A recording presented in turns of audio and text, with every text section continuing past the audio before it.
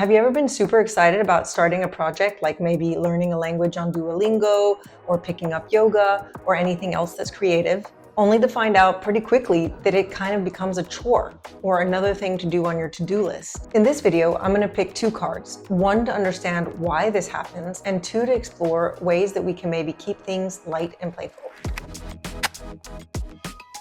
I've been noticing this pattern in my life recently. It's like all the things that even I choose to do are starting to feel just like another thing on my to-do list. Like even this YouTube channel, for example.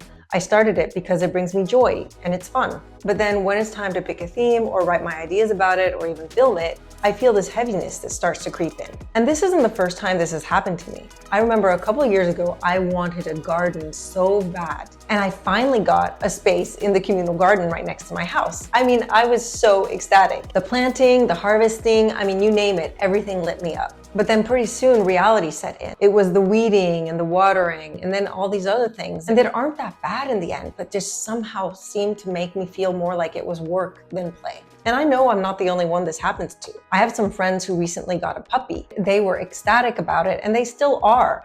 But they did underestimate the work and sometimes the annoyance that came with it. So why is this happening?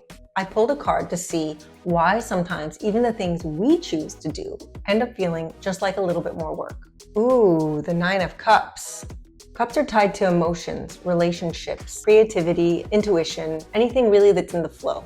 And the 9 of Cups, believe it or not, is often called the wish card because it's about abundance, joy, satisfaction, gratitude. And in the Wild Unknown deck, we see 9 cups forming a perfect circle with the moon resting above. To me, it's a really peaceful, serene card where everything seems super harmonious. And here's where it connects to the question. When we start something, we carry this dreamy, kind of idealized version of how everything is going to be. We picture flourishing gardens or a thriving creative project or a snuggly, really cute little puppy. But we kind of skip over the middle messy parts, the weeding, the late night editing, the potty training, the learning curve to get there, which is often messy, imperfect. So when reality sets in, we're often disappointed because it doesn't line up to the wish or the ideal that we had imagined. The 9 of Cups is also about gratitude and satisfaction. So this card is inviting us to ask, what is satisfying to us? Is it just the perfect result, the flawless garden, the perfect video, the trained puppy? Or is it the experience itself? When fun starts to feel like a chore, maybe it's because we've switched from process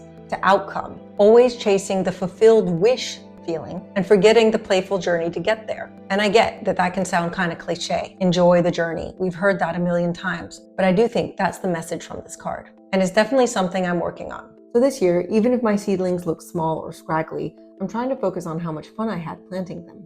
So let's have a look at the second card about how to bring more playfulness and lightness back into the hobbies that we actually chose ourselves. Ooh, interesting. The Ace of Swords. Swords often have to do with thoughts and beliefs, anything to do with our mind. And aces often represent new beginnings and new opportunities. In the Wild Unknown deck, we see a sword with this infinity loop around it and strikes of lightning that are hitting it in the dark night. This card has energy in it. It's alive, it's electric. And to me, this card is all about cutting through that mental clutter and getting back to the heart of the matter. It invites us to get back to that original spark, that first clear idea of what excited us. To me, this card is saying, when it starts to feel heavy, go back to your why. Why did you want to do this in the first place? What was that initial charge of energy behind that feeling?